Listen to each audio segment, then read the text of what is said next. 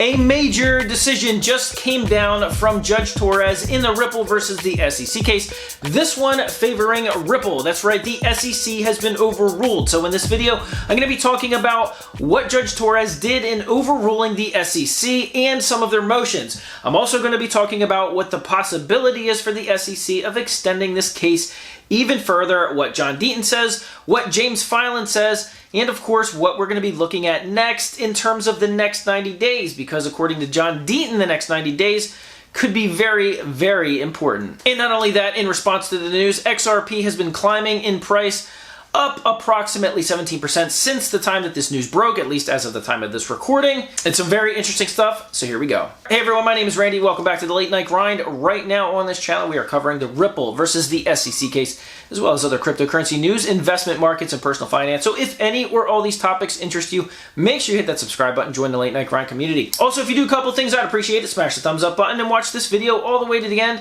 If you do that, I'd greatly appreciate it. All right, guys. Let's jump right into it. This is probably one of the biggest decisions to have come down in this case so far. At least that's what it appears on the surface. So what is it and what is being overruled? Well, this specifically talks about the Bill Hinman emails and the fact that the SEC is supposed to be turning over all the documents, all the emails, all the discussions, everything surrounding, all the communications surrounding the Ethereum Free Pass speech back in 2018, and of course, turn them over. Well, there's some very interesting takes on this ruling, and we're gonna be discussing it in this video. So let's start off first by talking about what the SEC had objected to and what Judge Torres just did in overruling them. So last year and into 2022, Judge Netburn, not once, not twice, but 3 times had officially ruled that the SEC needed to turn over the rest of the documents surrounding the Bill Hinman emails. All the communications, everybody involved, all the discussions, everything had to be turned over. Well, of course, not once, not twice, but 3 times,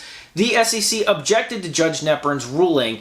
And finally, they went and they appealed to Judge Torres, which seems to be their last line of defense. So Judge Torres methodically went through Judge Netburn's ruling on the DPP, on the relevance issue, and finally on the attorney-client privilege issue, and thoroughly examined how she applied the law, how she applied the relevance to this case, and on every single issue. All 3 of those issues said Judge Netburn made exactly the right decision.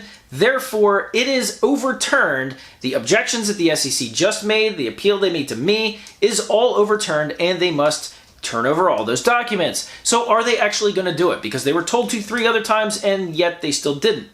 So on Twitter, somebody asked James Filan, who actually posted this breaking news, and said, is it possible that they just still don't turn over the documents? What would happen? And James said, well, it's a possibility that they could actually appeal this decision and delay this, in this case, even another 1 to 3 months additionally, if they would go ahead and do that. Now, everything for the past 2 years, almost everything, has gone completely in Ripple's favor, and now they're going heavily in Ripple's favor. It is snowballing in Ripple's favor. So really doing that, the SEC essentially has no hope of getting anything overturned, of getting any appeal put through. And not only that, they said if they take it to the next higher level, which would be to a circuit court or to an appellate court, that would have major implications not just for the SEC, but also other government agencies, where if they would lose that appeal, would actually hamstring other government agencies in the future. Not sure the SEC wants to do that. So regardless of all of that, it looks like the SEC has to turn over these documents.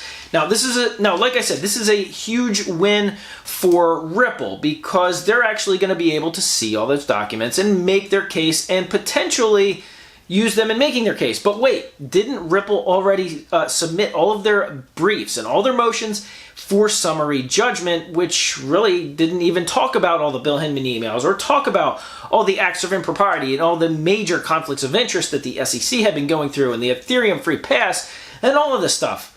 Yes, that's exactly what they did. They didn't mention any of it. They simply went for the win based on the merits of the arguments, which not only shocked John Deaton, it also shocked attorney Jeremy Hogan, as well as several others, why they did that. But nonetheless, that's what they did. But one of the takeaways that I saw was from Fred Rispoli, who said, this is an interesting one, because the judge basically said, even though they are forced to turn over these documents because they're relevant to the case, they're not covered by deliberative process privilege, they're not covered by attorney-client privilege, and they have to be turned over because they're relevant, they still may have a chance to not be admissible in court should this go to trial. So that's an interesting take that I'm going to rely on the expertise of Jeremy Hogan and John Deaton to explain a little bit more, but nonetheless, that's an interesting part and may have been the reason that Ripple decided to go for the summary judgment win without discussing these documents and all the other stuff that I just mentioned. Almost as if Ripple's attorneys are incredibly smart and knew what was coming.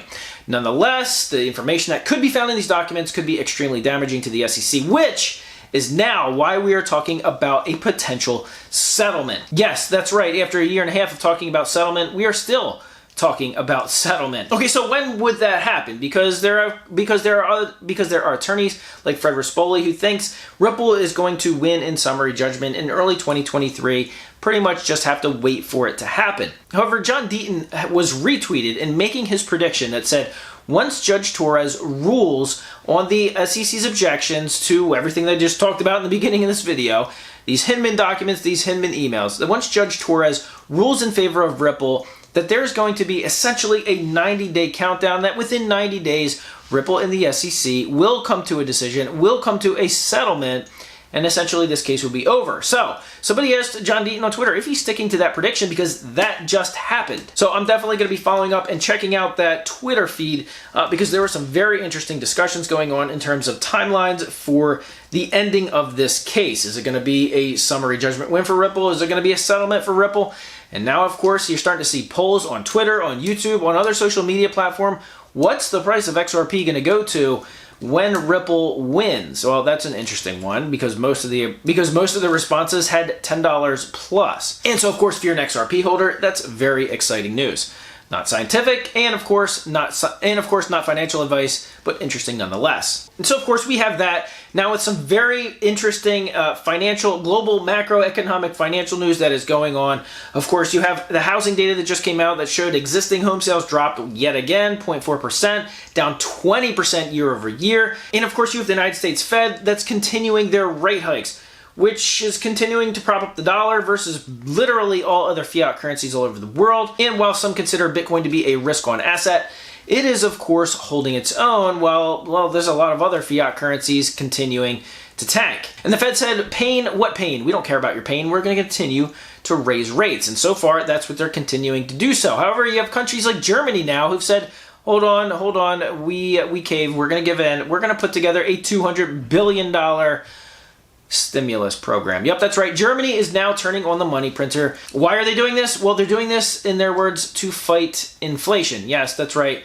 What they are doing is proposing that you drink more to cure your hangover. All right, guys, well, that's all I got for today's video. And I did want to make mention that I don't have comments available on this channel anymore because after a review, I found that 93% of all of the comments listed on my videos were either spam or scams or some sort of junk or trash that I did not want my audience subjected to anymore. 93% is far too high, and I probably won't be turning on those comments until YouTube does something about it. Because I know the majority of this audience is, of course, incredibly smart, doesn't fall for those spam and scams, but nonetheless, some people still do, and that's why they still do it. So if you were wondering why I have the comments turned off, that is why. You can always follow me on Twitter and we can have a conversation there. In fact, have a much more free-flowing conversation as well. All right, guys, thank you so much for watching this video all the way to the end, for smashing that thumbs up button. And as always, I'll see you guys on the next video.